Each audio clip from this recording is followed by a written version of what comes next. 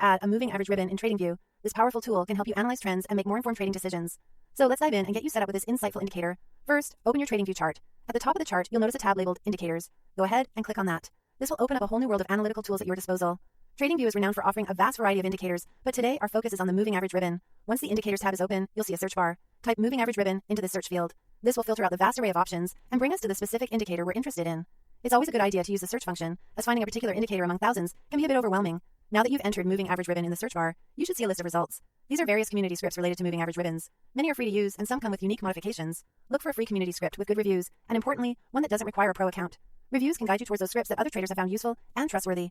After selecting a suitable script, click on it to add it to your chart. You'll immediately see the moving average ribbon superimposed on your current chart. This ribbon is composed of multiple moving averages and can help you identify trends and potential reversal points with greater clarity. With the moving average ribbon now visible, you might want to customize its appearance to suit your preferences or trading strategy. To do this, simply double-click on the ribbon. This will open the settings menu where you can adjust things like the colors and lengths of the moving averages. Personalizing these settings can help the ribbon align better with your chart's aesthetic or distinguish it from other indicators you might be using. When you've finished customizing, don't forget to save your settings by clicking OK. This action will apply your changes and ensure that the moving average ribbon reflects your desired configuration. And there you have it. Your customized moving average ribbon is now ready to assist you in your trading endeavors. I hope this step-by-step guide has been easy to follow and you're now equipped to use the moving average ribbon to enhance your trading analysis on TradingView. If you found this tutorial helpful, don't forget to check out other videos for more TradingView tips and strategies. Happy trading!